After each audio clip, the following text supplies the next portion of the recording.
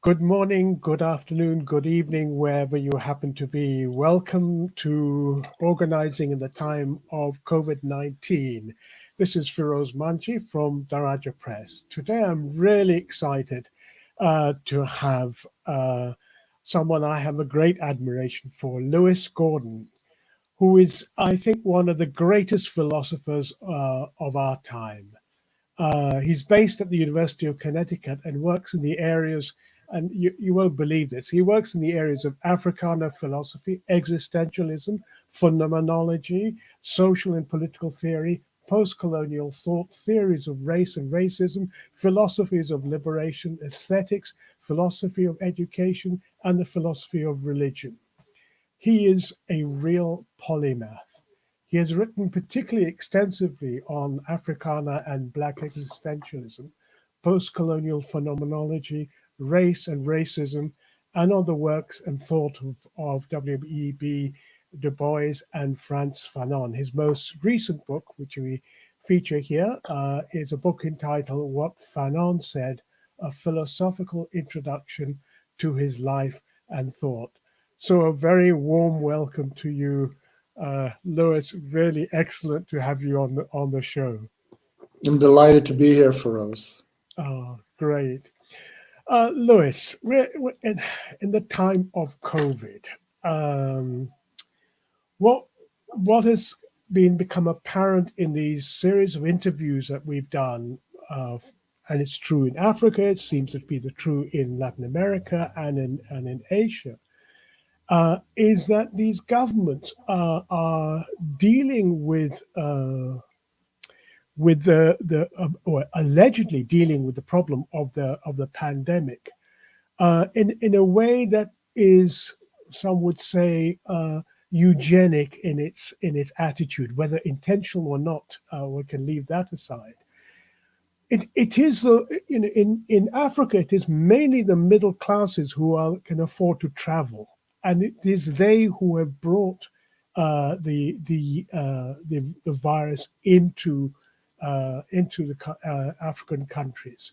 And rather than dealing with medically, in a sense, isolating those people, making sure that they don't spread, etc., the reaction is to say, okay, everyone has to be locked up. Everyone, there has to be a social isolation, so called, with people actually living in ghettos, being told to have social distancing and to wash their hands. They have no access to water. They have no capacity to separate from 2 meters from each other.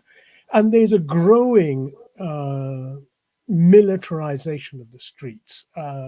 And implementation of curfews, as if the virus doesn't transmit during the night, and so what you have is, as one person said to me, that it's like being in prison. During the daylight we're allowed out, but at night we're all locked up. What does this tell us about the way our elites are looking at its population? How would Fanon be viewing this, Well, Lewis? well, well, there's several things. The first thing Fanon would notice is, well, the same thing that probably you and I have noticed, which is only under neoliberalism and neoconservatism that you could create the term social distancing. This is about physical distancing. One can be socially close even at a physical distance. Just like right now, we're in different countries as we're communicating by this technological medium. This is social, but it's not physically close. Now, of course, the whole point about this, of course, is that whether you go from what was going on with not only neoliberal and neoconservative forces, but also the whole kind of capitalist fundamentalism of the present. The idea is actually to wage war against the social. Fanon, for instance, was radically committed to the social because he was a radical Democrat. He believed in radical democracy. But if we look at what's going on right now, we're seeing the logical extension of policies that were designed to produce vulnerability. And such policies are defined by eroding the capacity of people to govern their society. In other words, they're fundamentally anti-democratic. So if we get to the example that you're giving, for instance, of the elites, we could be very specific in many cases. It turns out, whether not only across the African continent, but also Central America and South America, that a lot of this virus was being spread by European tourists. And European and tourism has dictated so much in terms of the economies, not only in certain parts of Africa, but also what we're seeing happen in the Caribbean, Latin America, that tourism has become one of the sources of imperiling the lives of others. Of course, the problem with the elites that Fanon would bring up, and I think this is why you brought up the elites, is because fundamentally, most elites, and the elites you're referring to here are the economic elites, because if we're talking about artistic elites, the artistic elite tend to be poor. So if we're talking about the economic elites, the thing about the economic elites is that they have been part of a global effort to create the free flow of capital, but the limited movement of people. And this is precisely because what happens is the assertion of rule over liberties and freedom. So one of the things that's often overlooked is that there's a distinction between governing and politics. Almost everybody you would meet who believes in democracy believes in politics.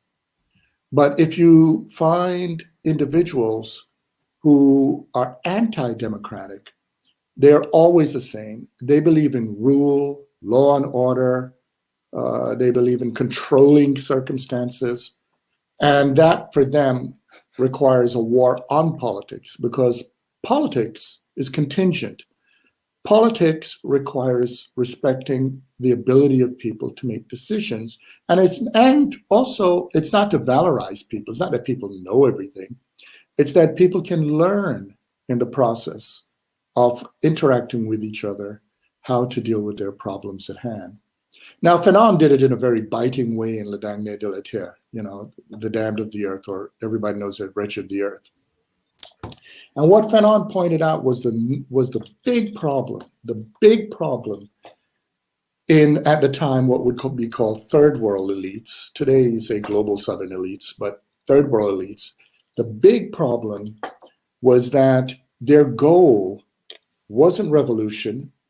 Their goal wasn't to deal with the unique problems of their times. Their goal was, simply put, and Fanon got to the point with it, they simply wanted to take the place of the colonizers. In other words, they didn't want to change the game, they just wanted to change the players.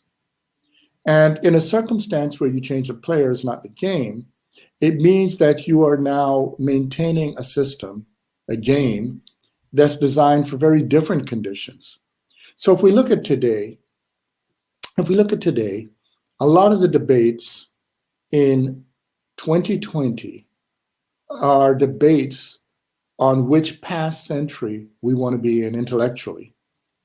Some people argue in terms of the 19th century, some in terms of the 18th century, some in terms of the 17th, but they miss the point. We live in the 21st century, and we have unique problems to address which require the resources of our creativity and our commitment. In Le Dernier de la Terre, Fanon said beautifully that every generation has its mission to fulfill or betray. And what he meant by this is that it's not necessarily the case that what the generation that preceded you faced, what were the unique questions they had to address, are the ones that we today have to address. And I could give a very clear-cut example. Most of us today are still using a way of talking about the world that was designed for a world in which it took 3 years to travel around the planet. It would take weeks, months to go from one shore in Africa all the way to a shore in South America. And there were a lot fewer people in the world. We live in a world of going on 8 billion people. We live in a world in which the technological resources enable us to reach them like that, just like you and I are communicating now. And what happens when space and time are quickly traversed? Well, what happens is that you find yourself in a situation of living on a smaller planet.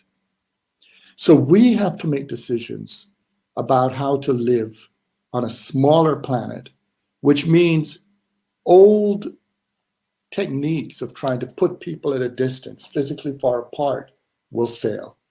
What we need to do is to find a way to have communicative practices, to be able to find a way that address our fellow human beings with dignity, and find a way to find out what kind of resources each community has to resolve these problems in ways that will be suitable for the environments in which we live.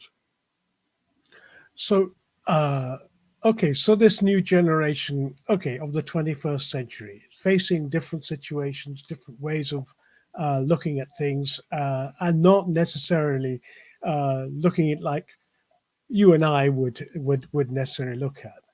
But what we keep hearing today amongst this generation, and it's true where I come from as it is where I am at the moment in Canada, and it's about decolonization. Okay, and I'm so reminded of Fanon's thing: national liberation, national renaissance, returning the nation to the people, the Commonwealth. Whatever the rubric or new formulas introduced, decolonization is always a violent phenomenon. But that's not how it is interpreted here, is it? Is decolonization of the cells of the brain enough to move forward? Fanon would say that decolonization is a necessary condition, but an insufficient one. He was very explicit with that. If we look at the argument he made it's no accident that he talked about what you just mentioned in the beginning of The Damned of the Earth, in the beginning of the book. And one of the reasons, this is where he was talking about the people who just want to replace the colonizers. Now, of course, the thing about replacement, the reason replacement is intrinsically violent is based on a very simple fact. No colonizer anywhere says, I don't have the right to colonize. And so from the colonizer's point of view, from the settler's point of view, they're having the majority of the land and excluding the indigenous populations. They're having the structural wealth and the protection of the police and the military. All of those things for settler communities are just. Now, if you're going to take something just, something that exemplifies justice from a group of people, the logical conclusion for that is that to take it away from them is unjust. So what Fanon was hinting at was that it is a waste of time trying to prove to settler populations that you would meet the conditions of justice they demand. Because ultimately, the conditions of justice they demand is for you not to change the system. And in fact, it gets even further. If we deal with some of the roots of the term violence, violence is also linked to violation. And for those people who say they rightfully own what they have, then to take it away from them would be theft, would be a violation. And so what that first argument is if you're going to take their place, you will be taking them away from what they consider to be just. And as a consequence, they would experience violence. Now, this is not to say Fanon wasn't talking about the more brutal forms of violence as what happens in physical warfare. But his main point was that there is no way that if you're going to change a colonial system, that the dominators, or even the metropole, if you will, all of those would consider what you're doing to be an act of violence. And you know what a particularly graphic example of this is the story of Martin Luther King Jr. Or if we think about Gandhi, I mean, these are individuals today who are remembered for nonviolence, but in their time, remember, the British government considered Gandhi violent. The United States government considered Martin Luther King violent. Okay, so that's the main point. Fanon's point is you're wasting your time there. However, you're also wasting your time if you simply think replacing people in a violent system would be a transformation of the violence of that system.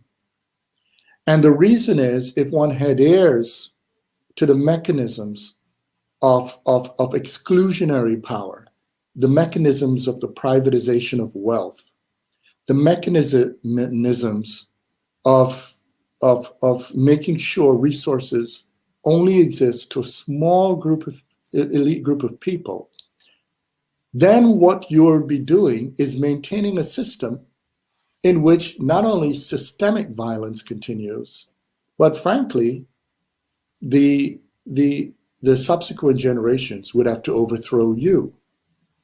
Now, Fanon also brought up a very important critical pedagogical point in that analysis of violence. And the pedagogical point is this: the agents who are used for the decolonizing or the moment of national liberation, their skill set, so to speak, was nurtured or developed under the conditions of colonial systemic violence. This means then their legitimacy is exclusively a function of the extent to which they could unleash violence on a violent system. It doesn't follow that their skill set would be the best skill set for the building of a nation, for creating creative new ideas of democratic relations, etc. And we know this because if you look at what happened in most of the so-called post-colonial states, you'll notice something very interesting. At the moment of national independence, there's a celebration, the people take to the streets, and what they immediately begin to do at the level of culture is they immediately begin to embrace the rest of the world. They create their versions of contemporary society. So for instance, those in the 50s, they created their forms of jazz or calypso or whatever we could call world music. They had their own, but they created a creolized or mixed version with the rest of the world. They created their own dress with their style. In other words, when you look at these people at the moment of independence, right afterward, they were very much part of the present culturally, right? If you look at South Africa as an example, the moment you have what's called post-apartheid South Africa, one of the things you immediately notice was the rise of hip hop. You see the rise of of South Africans who are engaged in what's contemporary Black music. You'll find with East Indian South Africans, for instance, they're very much in touch with what's going with Bhangra and other forms of world music. But then you go and you look at the institutions, the formal institutions of power, and you notice something very peculiar. Whether it's post-colonial Kenya or post-colonial Botswana or post-colonial, look at South Africa, or you look at Zimbabwe, or, you could go through a long list. The first thing you notice is that the legal system that was actually one nurtured and designed by colonialism remains intact. You notice the education system is very much in its structure a colonial education system. You notice not only the legal system, but the organization of political power. The conception of, say, parliamentary democracy looks almost identical to the colonial ones. You look at religious orders, and you find that, for instance, all over Africa right now, there's a rise of Pentecostalism, etc. But what you find is, for the most case, the colonization of spiritual life remains intact. And so, what are you to do with this? Well, the first problem is the problem of purging. One problem is that a lot of people, when they think decolonization, they're still working in a model of a search for a kind of purity, when they don't realize that colonialism was already premised on purity. There was the pure white, and then the impure, which were the colonized rest. And so the logic of purity is not going to help you there. The other thing is colonization really worked well for what we're dealing right now with physical distance, because it was from a world that treats you as an individual unto yourself, as if you're a god, isolated, and the rest of the world didn't matter. But that too fails. And it fails because those are very non-dialectical ways of looking at the human world. A dialectical way of looking at the human world is a world of interaction and contradiction. And so those interactions and contradictions working themselves out requires communication. And so within that framework, what begins to follow then is not this purgative, purgation, this cathartic thing, although Fanon did write about catharsis. It becomes a kind of opening of the eyes to look around and say, what are the unique problems these generations face, and how do we resolve them? And it means beginning to become creative, not only around the organization of political institutions, but it means also the organization of educational institutions. In other words, the way Fanon, in his first book, Black Skin, White Mask, Peau Noire, Masque Blanc, you know that famous passage where he said, man is not only a no, man is also a yes. Well, the human being is a yes, but yes means you have to think constructively about how to build human relations in the world. And so understanding what it is to build those bridges requires rethinking all the way through what actually would be what fits one's environment properly. And there's so many examples of this. Here's a brilliant example in the book. I mean, I don't often call things brilliant, but this is a great example. Fanon pointed out that whenever the independence arises, almost every independent country starts talking about what would be the capital city. And the capital city tends to be the place of the greatest urbanization. And then from there, they begin to create a mimicking, a kind of imitation, Paris, London, Madrid, or Lisbon. These are all imitations in Africa. But Africa, depending on which part of Africa one is in, is not a place, unless, of course, one is going to be up in the high slopes of Kenya. Most of Africa is tropical, quite warm. Some areas are large deserts. Certain parts in down by the Cape get quite cool. And at an architectural level, it means that instead of building tall buildings that require a whole lot of energy and resources to manage, it might be better to build buildings that are designed to have the flow of air and the organization of political life in such a way that you completely rethink what a city is. And Fanon began to ask, what would a democratic city look like? And you could see, instead of having towers that represent hierarchies of people above who look at those below, it might be better to organize things in such a way that people can actually have public places to see and meet and communicate and work out political life.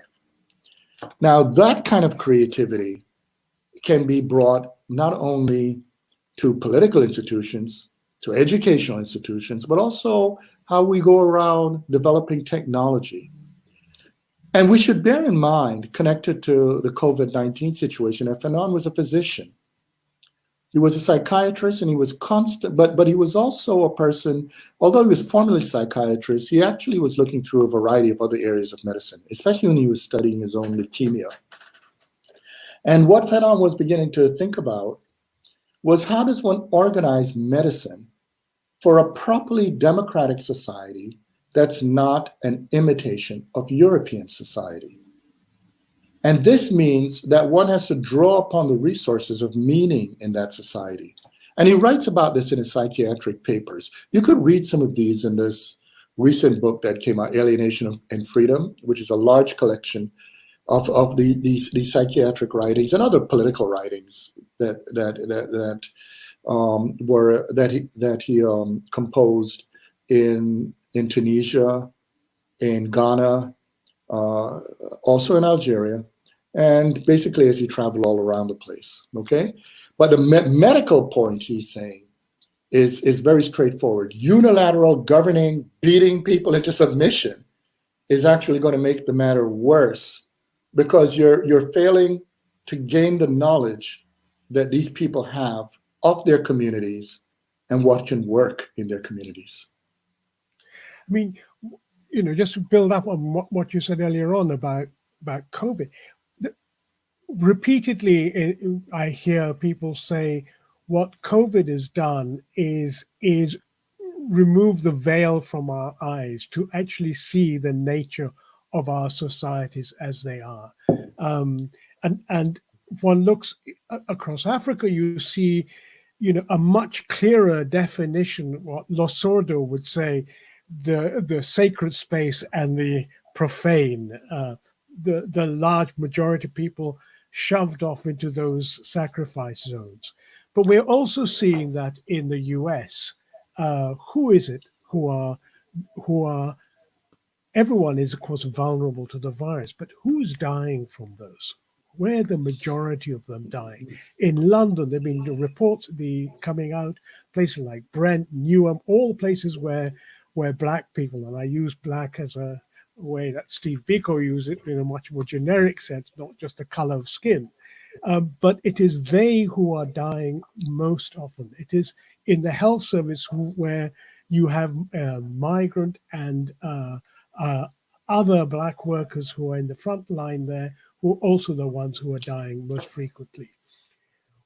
Is this... Sure.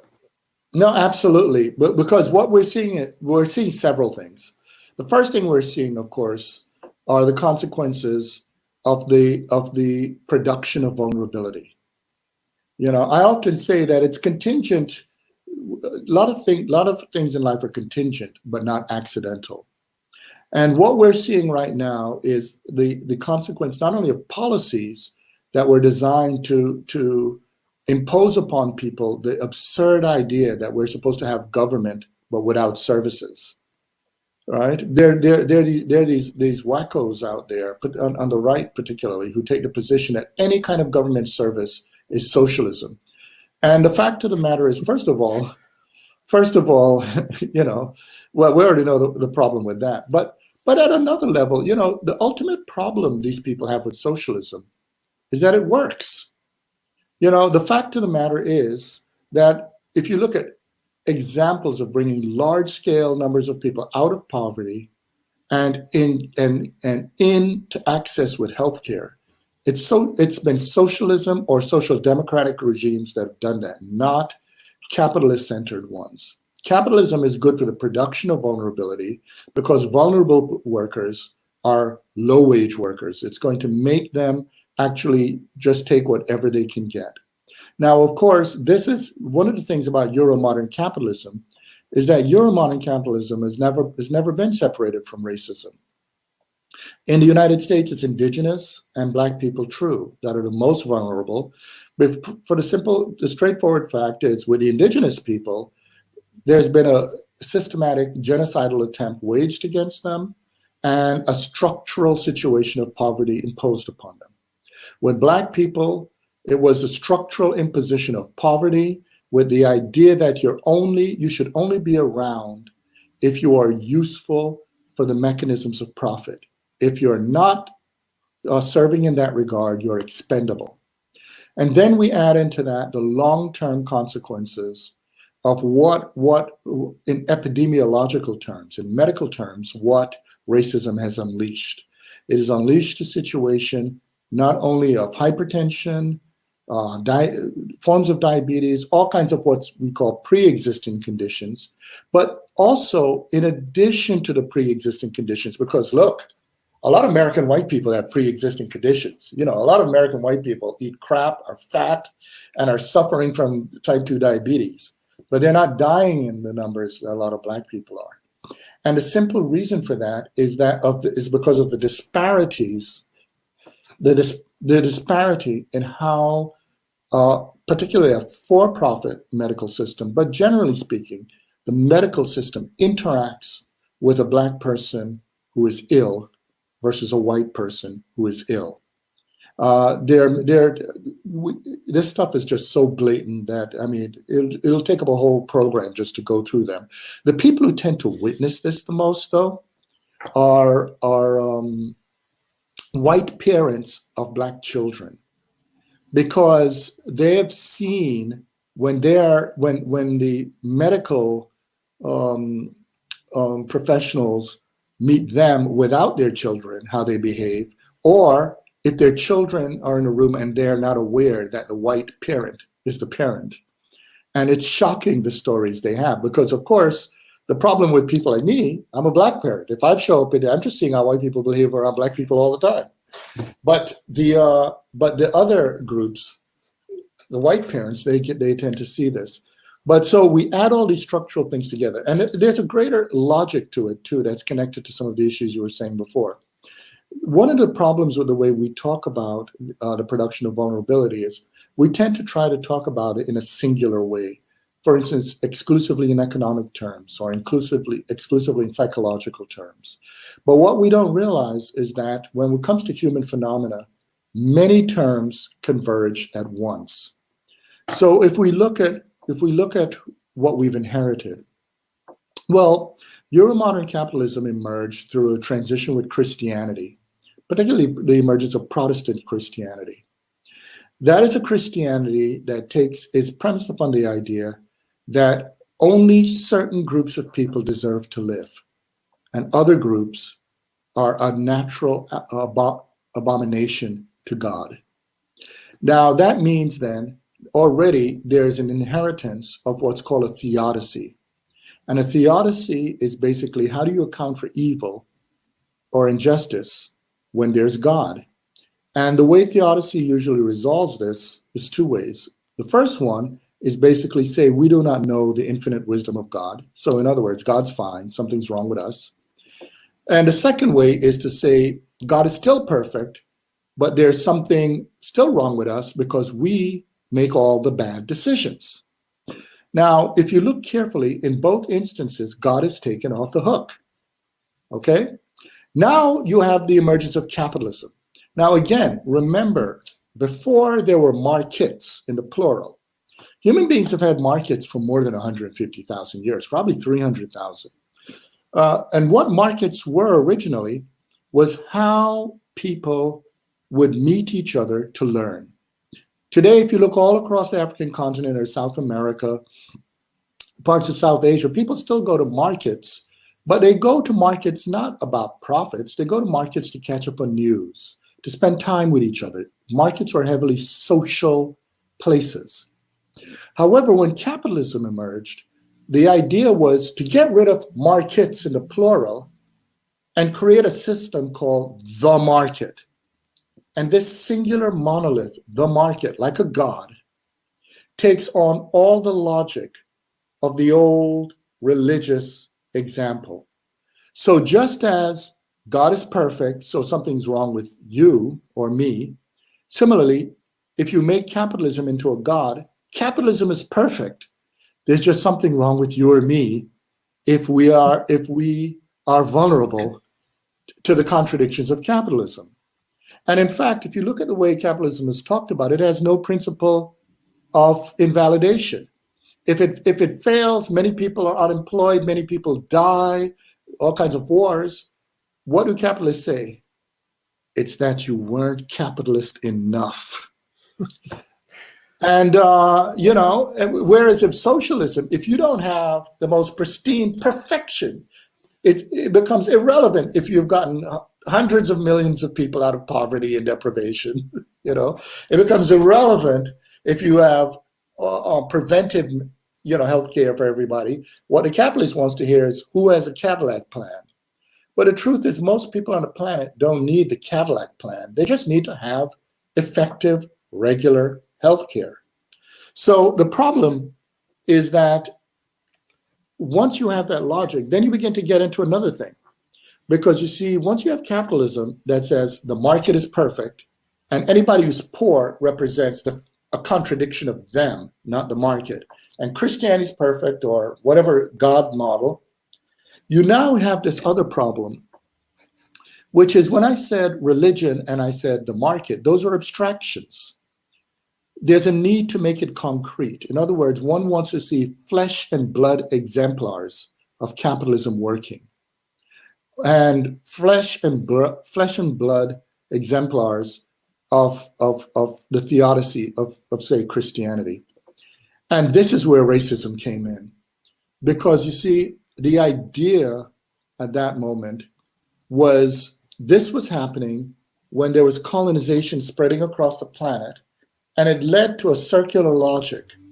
You are conquered because you're inferior, you die because you're inferior, and all of these efforts that are to wipe you away. And as you said earlier, there's a eugenics dimension of this. The eugenics dimension is, it comes to the logic that those who are supposed to be superior must have constant affirmation of their superiority by virtue of their survival. And so what begins to happen is a form of what Fanon observed in his discussion of racism. Fanon said something that is often overlooked, that racism and narcissism go together. In other words, what racism is a form, it's not the only thing it is, but one of the things it is a form of narcissism, a form of malignant narcissism applied to a group of people. In other words, if you look at malignant narcissism, the malignant narcissist, one, says, I'm superior to you. Two, I have a right to be superior to you. Three, if you in any way challenge my superiority, you are victimizing me. Four, I, by virtue of my superiority, should have access to everything. Now look at Euro-modern society with colonialism and capitalism. One, the construction of a group of people who are called a superior race.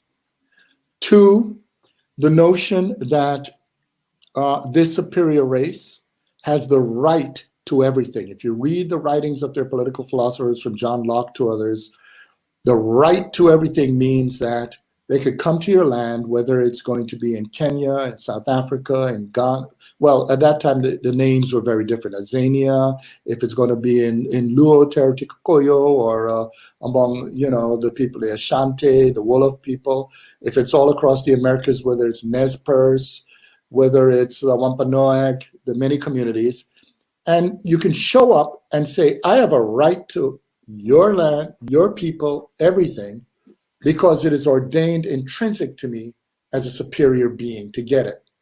And if you look at the logic of what happens when those people stand up for their dignity and freedom and fight against that form of theft, well, any form of theft and colonization, the response is always that, one, the dominating group is somehow being victimized, or two, that the others should just give up and accept their vulnerability and eventually die out into the future. So we're seeing that logic play itself out in a way, not only at a psychological level, but the fact that a whole lot of infrastructures have been in place to maintain that. For instance, in people of color, particularly Black people, as you mentioned, tend to live in more condensed populated areas.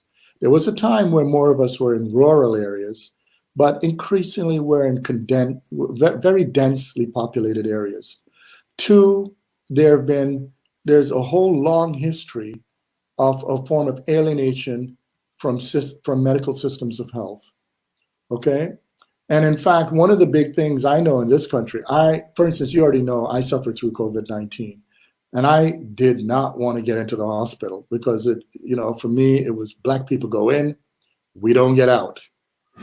and it was very painful, the suffering I went through. But I got to tell you though, and this connects to some of the insights I was saying about from Fanon before, although I'm knowledgeable of contemporary, what we call Western medicine, I was also a child who grew up learning a lot about what my great-grandparents and others inherited from a period in Africa that was very different. And so there are certain things, the stereotype of what they call traditional medicine is that we act like an herb is magic or something. And that's incorrect. The way you learn about how to make your own medicines is for that medicine to be explained to you, you see? So some of the things I knew I had to do when I was with this illness was I needed to have a lot of fluids. I knew I had to have something that was a high expectorant because you do not want phlegm to build up. And I knew I needed an anti-inflammant, okay? So what I learned that does those things was I boiled ginger roots into a large, big pot of water. And I had that by my bed and I drank that regularly. It's high in antioxidants. It's not that it's a cure-all, but it's high in antioxidants. It kept my passages cleared. And although my lungs were getting, infected, because I was able to cough very productively, and because it didn't inflame, right? I had an anti-inflammant. It helped me a lot. But even with that, I went through 3.5 brutal weeks and then another 2 weeks of recovery, etc. But again, the thing is, the other thing is that the range of symptoms for this illness from this virus are many. We get the condensed version in the news, but there are all kinds of things that a lot of people don't realize about it, how it affects your oxygen levels, how it affects your skin, what other things, why you need to develop probiotics in your lower intestines. I'll give you an example of something counterintuitive, but I learned this from my grandmother. Once my temperature became stabilized, right, it got to around 99 Fahrenheit. It was 105 Fahrenheit, to give you an idea, okay, which is way up there. What I did right away was I drank a lot of fluids and took a laxative. Now, it may sound counterintuitive if you have diarrhea to take a laxative. But the thing was, of course, a lot of people don't realize how viruses fester in our lower intestines. And so it was very important to clean it out and keep drinking lots of fluids. But again, this is not meant to say as a cure-all. My point was that I had to study my illness and find out, be in touch with what was going on, you see? And these are things that are missing from a unilateral dictating way of doing medicine. One of the things Fanon's patients always said to him was that although he was the doctor, the physician, he was an extraordinary listener. He actually had conversations with his patients, and he worked with them and worked with them to learn to together study their illness. In other words, part of learning how to get better is not for someone to just give you an injection or pills. It's learning to figure out what habits to develop and what resources that are at your disposal under difficult conditions and how to utilize them to get well. So for Fanon, a patient was also a student, and he was also a student studying the illness of the patient in real time. Mm. And we need more of that. And you could also see, if we talk about societal illness, what are the citizens of a society? What are the people? But the students of their own society trying to learn what the illnesses are and how to deal with them. Well, I suspect you're going to get lots of emails saying, tell me more about the solutions I can use to solve my own illness. But I want to sort of end with the sort of bringing back this issue of organizing. I mean, yes, you talk about how the oppressed, the exploited, how Black people are considered less than human, are treated as dehumanized.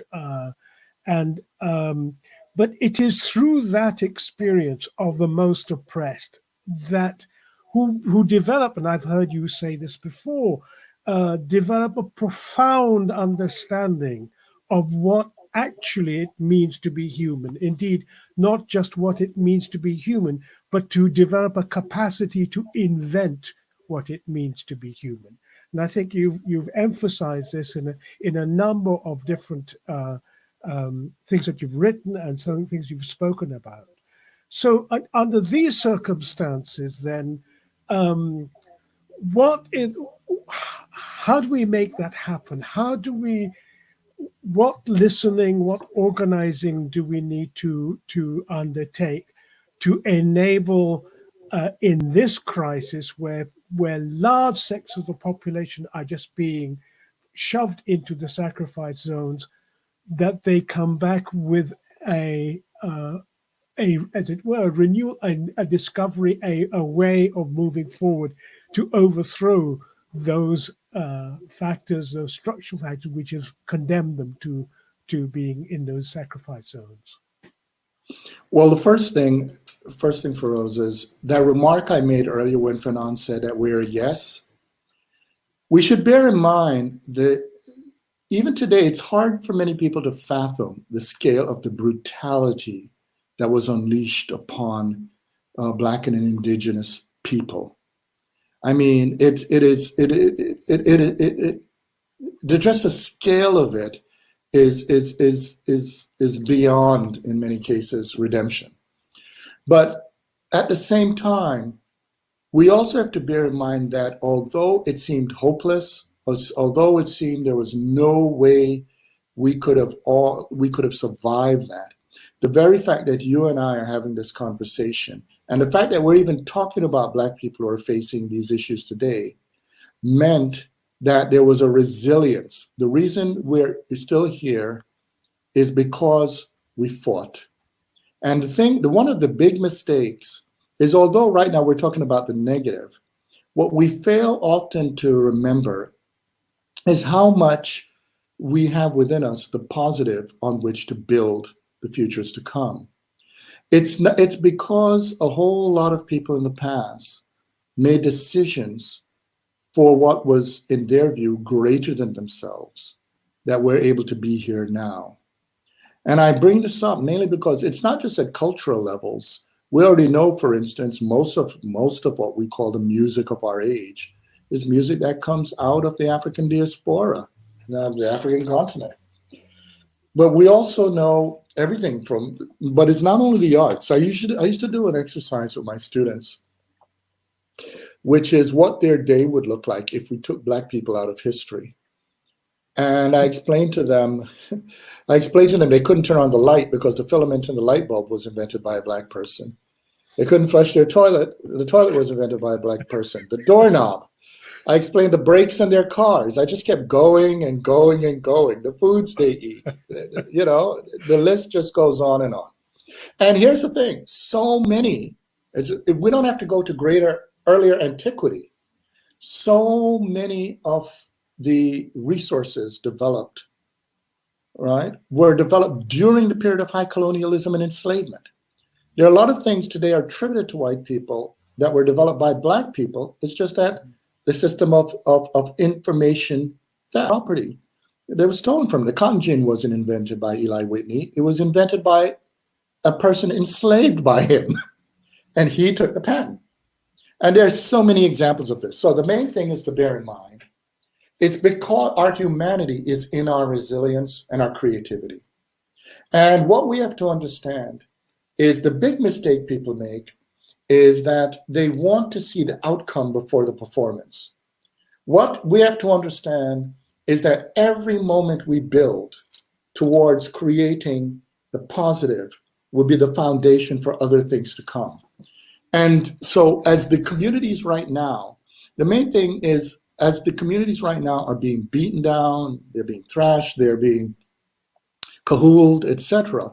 At the same time, they are fighting, and they're fighting in ways that the people who are unleashing that upon them don't really recognize, because they only see the world through their tunnel vision. I've always put it this way, and Du Bois put it this way, Fanon put it this way, Richard Wright put it this way, Cheikh Anta Diop put it this way, and Anna Julia Cooper put it this way, and it's this. What would put Black people in real trouble is if we fail to understand that it's not the eyes of those who hate us that constitute reality. If we accept those eyes as reality, then we're lost. However, what we should bear in mind is that those eyes of hatred make us into problems. They treat us as the problems to be eliminated, the way I talked about the Odyssey before. However, when we realize, wait a minute, we're not the problem. The problem is the society that makes us into problems. So why don't we fight to change the society? In other words, to change the game. Well, in that framework, what we begin to understand is that when we talk about organizing, we begin to realize that this is one of those times I'm going to sound corny, but all organizing really matters. Whether you're organizing virtually, whether you're organizing through making things available for those who don't have it next door, everything we do that reminds us of our humanity sets the foundation for how we can build from there. And it's pretty clear what those who are on the bottom are seeing right now is the nakedness of the cruelty at the top. And this would remind them that when they act, they have to act in such a way that transforms the kind of relationships that invest power in those committed to disempowering others. We need to invest power in communities of empowerment. And whenever I talk about power, I always define it, because power has become mystified. The short answer for power is the ability to make things happen with access to the conditions of doing so. So if we think about empowering our communities, it means that, well, ability to make the first condition that enables us to make things happen is the fact that we have speech, we have our bodies, we have action. That's the first condition. And that's where we start the organizing. But then the other conditions are going to be when we get together, what we discover that others have that others may not.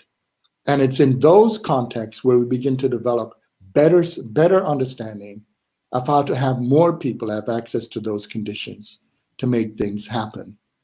And so empowerment then requires being able to build the conditions for people to be political. And by political, and Fanon used it this way too, and I use it the same way.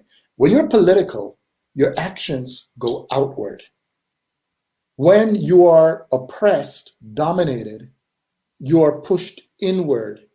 And that's because if you're pushed inward enough, the only confines on which you can have any impact in the world is going to be in the inner recesses of your mind. But if you are able to go outward, at first it's your body, it's what I could touch, I could feel. And now through speech and other resources, I can reach you where you are, others who are listening. And as we build from there, ultimately, that outwardness is ultimately what we want in political work and in governing. And the mistake people make is they confuse the political with governing. Governing is basically the institutions that provide the services for the action, but politics is what we do in our action that brings legitimacy or illegitimacy to those institutions. And it's pretty clear that the forces of brutality need to be dealt with in a way in which the people assert the illegitimacy of those who unleash brutality on the people. I think that's a really important point.